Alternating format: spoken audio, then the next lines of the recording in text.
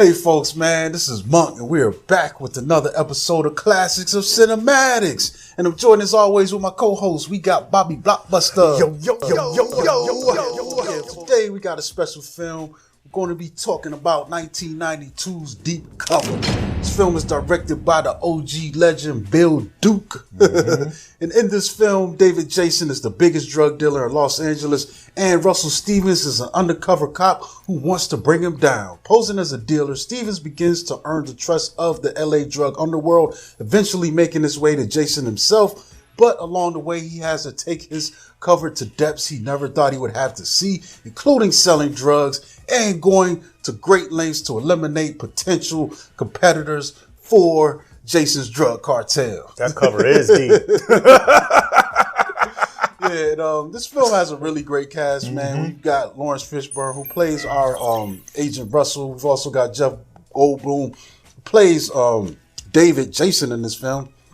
We've also got Victoria Dillard, Kamala Lopez, James T. Morris, Roger Gouverneur Smith, the great Clarence Williams III, Gregory Sierra. He's funny in this, man. Glenn Turman, Sidney Lasik. We also get a little quick Clifton Powell, in this thing, cameo in the beginning of this film. Renee Asa. But this film is crazy. It came out at a time where I think, this early 90s wave where we were getting a lot of these black films and dealing with, urban kind of issues. And it's crazy to put this undercover cop story out here, man. And to have someone dope like Lawrence Fishburne to star in it and head it. And also to get Jeff Goldblum beside him, at the time, man. This was crazy. Well, it was cool, too, because, this was the last film where Lawrence Fishburne was actually credited as Larry Fishburne. You know what I'm saying? And before this, we see him in King of New York, and he was a completely different role. So this was a nice tonal switch for him. But, what I like about this movie is like, watching it in today's time, it might not stand the test of time, but it does stand on its own 2 feet because of this overly ambitious story. You know what I'm saying? It takes a lot of risks. And, and also it does have a really like super gritty undertone as we go through the underbelly of it's Hollywood. It's not soft-shoeing at all with the story. No. And like you said, we get these standout performances from Fishburne and Goldblum. Seeing them play roles that we haven't really seen them play before. It's a weird combination. I feel like it reminds me of King of New York in a way where it kind of feels in this hyper reality where it is kind of B movie-ish, but there's aspects of this that are kind of A-level. And I think that comes with the talent that you got involved, with Fishburne and Goldblum. Because, it is, your undercover story. We've seen this before, even later, with Donnie Brasco's and stuff like that. This was an era where people were hungry for these stories. And I think they still are. It's just kind of crazy that Hollywood doesn't take the time to put stuff out like this more. Like the last thing I think that hit really big was In Too Deep, and that along those lines. Unless you try to factor in Training Day, but that's a completely different dynamic. Training Day too. You know what I'm saying? Yeah. But still kind of in the same likeness. But another thing that I really like about this story too is that we get this voiceover narration from Russell or John Hall when he's undercover, played by Fishburne. So as we're seeing these events take place and as we see him start to kind of lose his own humanity in, his cover and everything, he's still explaining us a play-by-play of his thoughts and his feelings of what's, what he's going through as we're seeing it. It really elevates. They don't expressly say it. I feel like he's not working for LAPD. He's really working for like CIA. Kind of. I think the State Department. That's technically. They don't say it. They don't call it that, but I'm pretty sure that's what the equivalent of it would be. Because everything that he's doing, it supersedes, like even when we get to the conclusion of this, it's like, my bosses don't even have jurisdiction. Even that point where he gets arrested, which is kind of on purpose to keep him undercover. And his State Department guy comes in and overrules the LAPD to keep him moving or to keep him in there. It's like, this is our operation, that kind of thing. And it's like not for nothing. When he first gets the job, they said, man, the only rule is don't blow your cover. So it's like he was like, man, we want you to sell drugs. We want you to get your street cred. You'll go ahead and catch a body or two. It's all right. You got our full support. Just don't blow your cover. That's where the movie stuff gets in play because in real life you ain't catching bodies. You're not supposed to. Not if you're LAPD. Nah. But like I said, I've read things. State Department, CIA, it gets a little muddy. In them trenches. I feel you. But yeah, man, like you know, like I said, I just love the story because one of the things that's cool is he gets in and it becomes where he's not just trying to blend in with them, he becomes one of them. You know, the stuff that he's doing out there, you know, for the sake of this overall mission to bring down. I forgot the name of the main guy, but basically. They're trying to get up the chain. Yeah. Barbosa has a guy in LA that he's been supplying. And it's funny because he recommends that to a superior. It's like, why don't we go to his plug? And his superior is like, I don't know, man. Just stick to this guy that I put you got to go up the chain of command. It's like, but you realize that's bullshit. Yes. Because it kind of becomes like the Iran-Contra thing where it's like the guy the connection in the foreign country, that's our guy that we have diplomatic relations and they start speaking on political ties and, you know, all of the ways of how it's so easy for him to maneuver the way he does. Oh, this guy did not just, he wasn't able to just start controlling 46% of the drug wave in the West Coast just off chance. You know what I'm saying? You got to have the right support, you know what I'm saying? Definitely. And also, you know, it's really cool what we see, from Fishburne's, the cop perspective, but then when we dive into this cartel element too, I mean, we get some really gritty stuff going on when it comes to these guys. They're not nice guys, bro. Not at all. And I think that's where the meat of the fun of this is seeing him go from street level to getting higher up the plug. I mean, it is at an accelerated pace because it's movie time that we're on. But I mean, dude, they're so evil that like they made the game where you hold your hands out and smack. You know what I'm saying? That we all played that in elementary school. They made that evil. How do you do that? You know what I'm saying? It can't be evil, man. That can't be If evil. you're slow, man, you're gonna have some sore hands. What? Especially if you play that dude. Yeah, man. He don't play fair. It's funny, man. Yeah. It's interesting how this plays out, you know. Well, and also, you know, what I like too is like it really dives into the psyche of what it takes to be an undercover cop when you're submerged in these kind of things. Like I said, how you teeter on that fine line of are you doing the right thing for the wrong reasons or the wrong thing for the right reasons, and how you don't get submerged in the life, you know, when you have to live a certain kind of way and kind of put your morals on the back burner. You know what I'm saying? They're pressing you, you know, your superiors or whoever you're working for. They're like, nah, man, go ahead, dive into the deep end of the pool. Just don't sink. Yeah. We do get some of those really gritty scenes, like, when he sees the pregnant woman out on the block, you know, even the hotel that he takes up in, there's a woman in there, you know, she has a kid, she's strung out on crack. And even his interactions with her, you realize the seriousness of this problem. And, you know, so I think it's cool that they add those gritty scenes. One of his workers gets killed, in a scene. So in front of him. Yeah, it does a good job of immersing you in this crazy criminal world and environment, man. So I love it for that, man. While also, you know, us as viewers making sure that we never lose sight of the fact that he is still a cop. You see what I'm saying? Which I like that because it's like it puts us on the scale, you know, but even though it's kind of tipping heavier to one side, you know. But I think that makes it even worse when the story comes full circle and he realizes that this mission was just bullshit, you know, nothing. Because the goals change like that, and all of a sudden everything he's been doing, everything he's done is for nothing. Even compromising his own morality and basically becoming one of these criminals, it was for nothing. There was no greater good or anything. You know, one thing that I really like about his character arc, what we get from him, like, you know, on screen, I mean, he is very believable in his delivery. You know what I'm saying? Like, you know, when he first walks in and he's all, you know, it looks like a rookie cop. He's like, you know, clean shaven, young. He's like, you know, and the dude's kind of like, asked a very just like the question that he's asking these young men when they walk in. I was like, this scene is crazy. I just couldn't believe it. Like just watch. I was just like, what? What? But then, you know, as he moves forward through that, and then, you know, the dynamics of the job is dropped on him, and he's like, you know, I got this job so I could put these kind of people away, these kind of criminals away, and you want me to become one of them? What? Man. I definitely do like the people that they have around him. Yes. You know what I'm saying? The other gangsters and such, man. It's so fun watching, like, especially what's his name? David by Goldblum. Goldblum. Yes. I love him because David is the guy that's Fishburne's way in, you know. Yeah. And he's just it's crazy because you wouldn't think he's doing what he's done. He looks like a square lawyer. You know what I'm saying? Yeah. When we first meet him, he's at home chilling with his family, teaching his daughter multiplication. Yeah. Getting mad that she's not doing it right. If Johnny has 5 apples. He's like, come on, you can do it.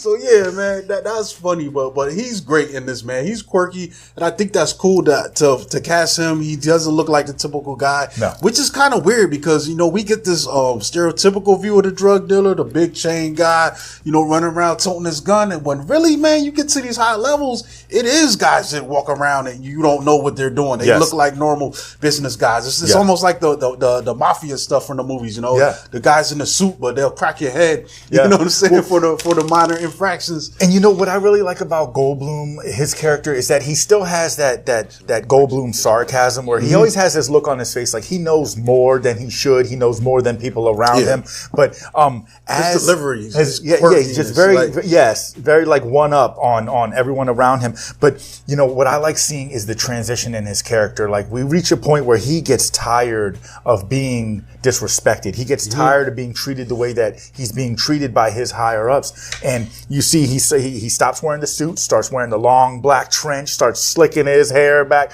Once, starts catching bodies. He's like, he got a taste for blood, and then he was like, he went from becoming a minnow to a shark. That's what I'm saying though. Like the guys at the top, they're the nastiest, bro. Yes. They might look like it's almost like Scarface, man. Everybody, Sosa seems reasonable. No, not at all. Not by a long shot. Not by a long shot. Take a helicopter ride. Exactly.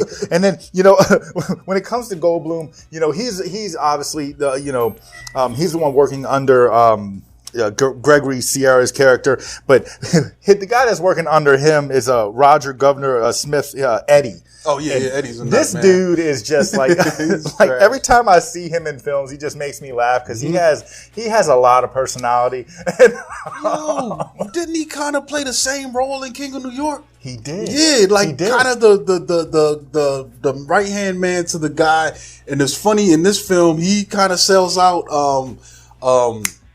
He sells out Fishburne. He sells him out in order to because he just caught a case, so he gives Fishburne up, which leads into that situation earlier where I said where the CIA handlers got to come in and supersede the LAPD and be like, yo, this is our guy, let him out of here. Yeah, but he's so slimy, man. Yes, but he's funny. He's funny to watch. Yes. He's fun to watch. Yes, and like he also reminds me of the character the role he played in All About the Benjamins, where he thinks a little bit more of himself. Like he thinks he's a big shot, but this dude, he's out there, serving the streets and making sure, so he's making money and stuff, driving around in his big red caddy, dressing nice, but he's also sitting in the crack house, smoking crack with everybody else and like living, that kind of a life as well. So his mind is distorted. So, he's making himself more susceptible to being taken advantage of and making it very easy for Fishburne's character as the undercover cop to infiltrate the organization in the first place. Yeah, man. You know what I mean? He's a nut, man. Just wow. Yeah. Shout out to what's my man's name? Plays Barbosa. What's his name? Is that Gregory Sierra? Yeah, Gregory Sierra. He's a good villain, man. I have fun watching his scenes. He's a goon. He's a dick. He's definitely power hungry, and he's also a bully. Yes. Which makes for some really interesting scenes in this movie. I'm not approving of what he's doing, but I'm enjoying watching the performance of what he's doing. Like he leans into this, and I think a film like this is elevated because, like I said earlier, this is B movie material, but because they were able to get this cast and have such strong players, it elevates this above something that could be easily forgettable. Yes, and you need this. You know what I'm saying? Because, like I said, with the story arc, with Fishburne having to climb this totem pole, we need to see as you get closer to the top, the violence has to, be more. The mindset has to change. You have to be a little more aggressive, assertive with your approach. You're among the wolves now, you know man. what I'm saying? Yeah, and that's all this stuff with him and David Barbosa and David. That's all about just testing and poking and prodding and seeing what you're made of. It's just really That's what it boils down to, you know. The thing is too, is it also what I like about Barbosa? Like I said, we're not excusing his actions, but it shows how once you reach a certain level in these organizations,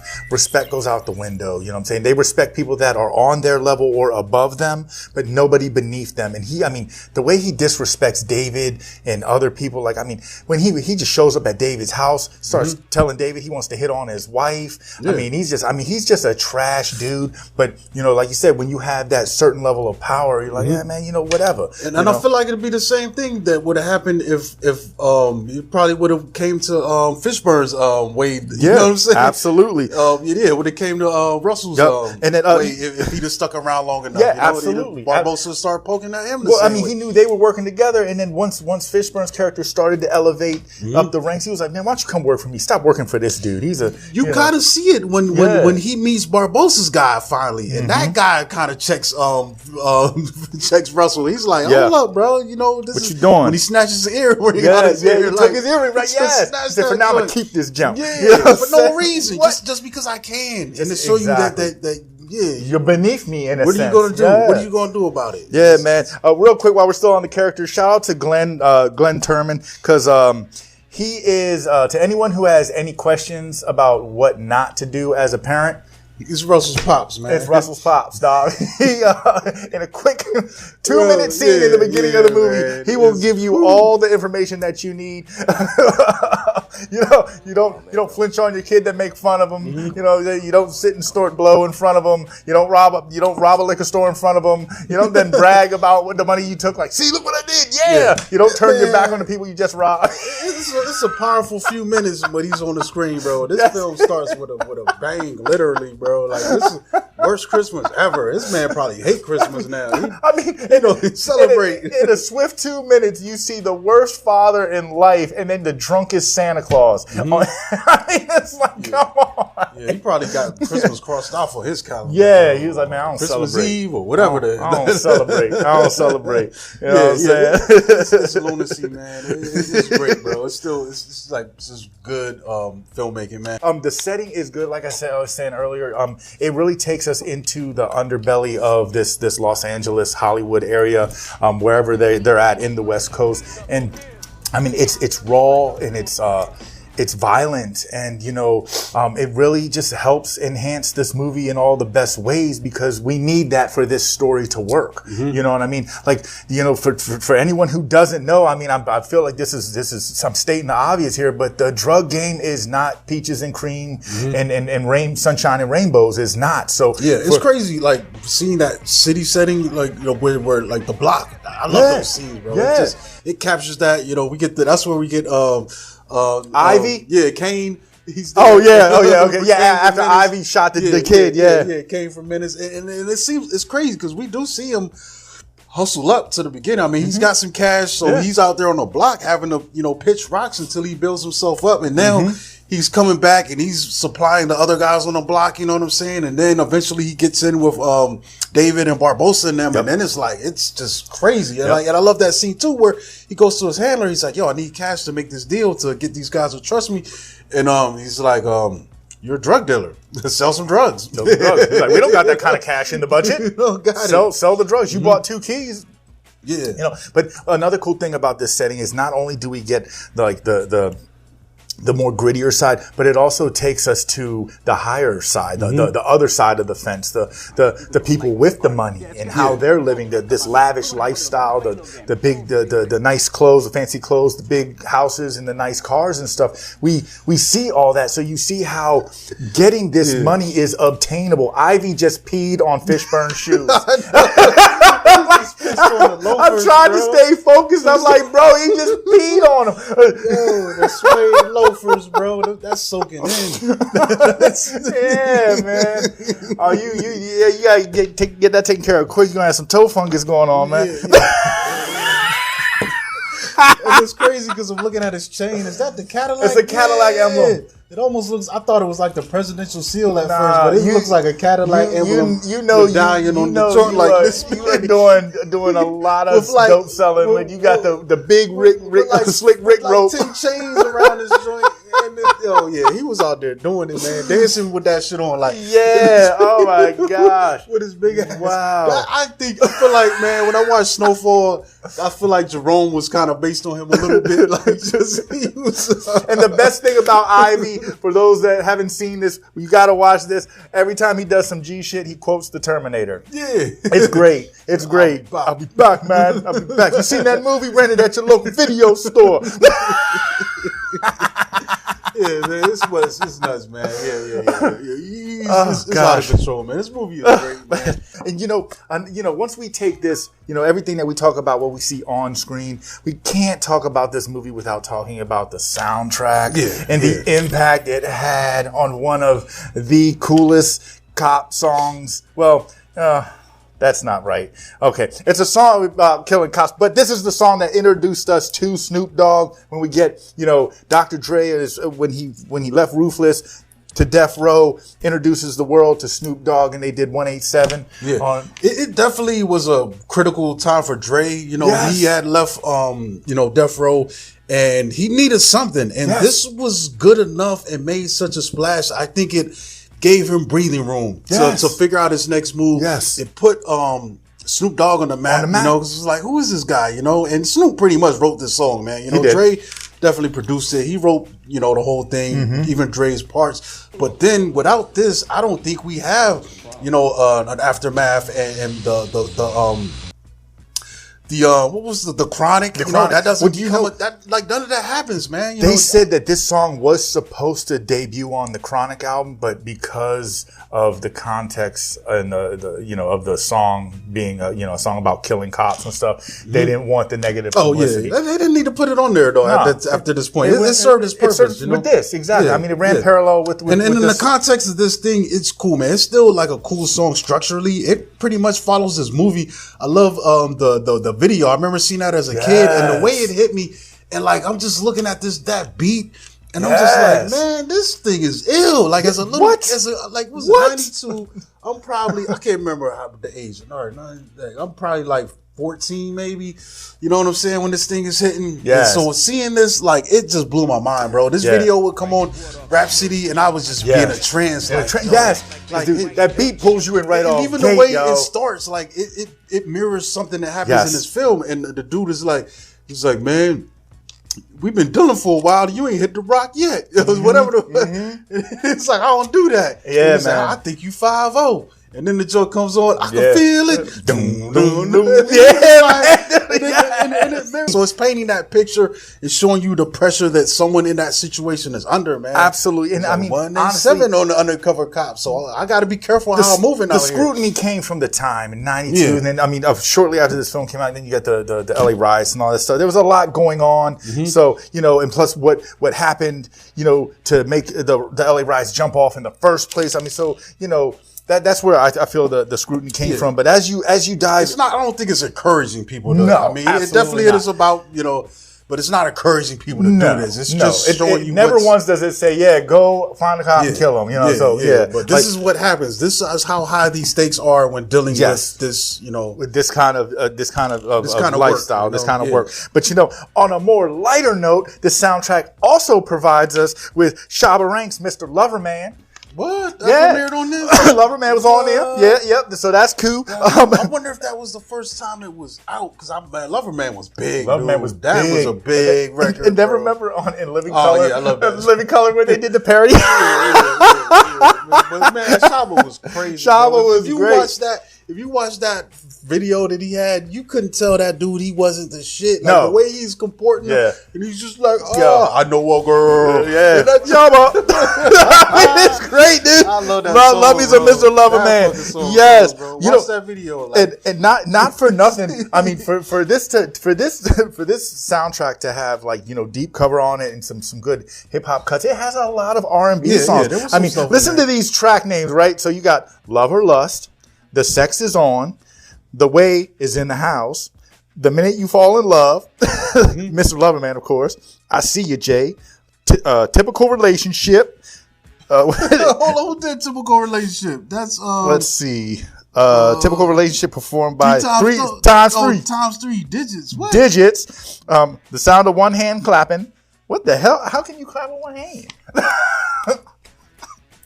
All right, and then we get another Snoop song. It's "Why You Frontin' on Me." I can feel it.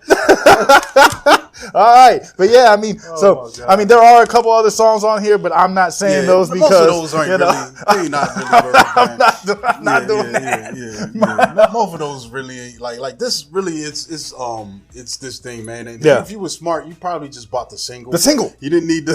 Well, then the cool thing about buying the singles back in those days, man, you get the song on one side, then you get the instrumental on the other side. If it was a good single, sometimes they didn't do that, but sometimes the other side might be a radio edit. They did it the right way, or something, you know, or it was different ways. There was no certified format. Sometimes you got the instrumental, sometimes you got the radio version, and then they came out with the maxi single, which was like 2 times more, so it might be 5 instead of 250, and it would have the instrumental, the radio cut, the unedited version, you know what I'm saying, the acapella. Yeah, exactly. Yeah. Which is weird. Putting the acapella on a cassette is weird because mostly that would make sense as a DJ when you want to do blends and mixing stuff, but as just a cassette, that's weird. Yeah. That's a lot of fast forwarding and rewinding. Yeah, but ultimately, man, I think this is a great film, man. This thing, it stands a test of time. There are some things that don't hold up, you know, you want to pick apart and if you want, but as far as the entertaining watch, I think it's dope, man. It has some really good stuff in. I put it on the par of quality wise. It's like a hoodlum, you know, where it's not, you know, as polished as something that like Goodfellas, but it has really good moments in it, you know, that really still stand the test of time. Well, like I said, I mean, it's ambitious. It's driven by the ambition, which I appreciate that in films. Like I said, I mean, you can watch movies now that follow this same core makeup that came out after this film, and they might be done a little better. They might hit a little harder, but just think of the risk that this film took when it came out. And that's what makes it, stand out to me. And also to anyone who hasn't seen it, all you got to do is go on Tubi because it's on there free streaming. So why not? You know what I mean? Like it's a no-brainer. Check it out. I mean, it's good cast, good story. It falls a little short of 2 hours. I think it's clocking in at like an hour, 47 minutes. I enjoyed my rewatches. You know what I'm saying? It's not just a good one-time watch. You can watch it multiple times and then pick out other things that you might not notice the first time around. You know what's crazy though? Like looking at this, man, Bill Duke has a really potent trilogy of films he's directed. So he directed Hoodlum. Debut with Rage in Harlem. Yeah. Then followed up with this. Yeah. Hoodlum, Rage in Harlem, and Deep Cover, like that's really good run, yo. That's a good trifecta right there. That's crazy right there, man. That's a good collector's box set on DVD, man. You know, even though they're trying to stop making DVDs. I didn't know this. He did Sister Act 2. Which Part is two? Which is a banger, bro. That Lauryn is. Hill. That's Lauryn Hill in it. Yeah, I have no idea. My mind is blown right now. Wow. Bill Duke directed Sister Act 2. Like, I couldn't even see that morose dude, like directed something like that. Like, that's crazy. Every time I think of Bill Duke, there's 2 things that come up: is when he's dry shaven, when he's hunting the predator, and then when he was interrogating Kane, telling him that he fucked up. But he's got a good vision and a good eye for directing, man. Yeah, that's dope, man. I think we can wrap this up, man. Check out Deep Cover if you haven't seen it. Go rewatch it again. You know what I'm saying? And enjoy the fun that it can be, man. You know, it's a cool film, you know, from this 90s era. Absolutely. And, don't take it too serious. It's a serious-natured film, but it's one that you don't want to take too serious. Just enjoy it for the entertainment value. Yeah. You know, that's really all it is. Yeah, folks. I think we out of here, man. We're going to catch y'all on the next episode. Thanks for showing us love. The channel is really growing right now. Excuse me. Hold on, I'm going to edit that out. Yeah, thanks for checking us out, folks, man. The channel is really growing lately, man. We appreciate y'all, your comments, man, and thanks for checking us out. And this is Monk. You catch me at Classes of Cinematics.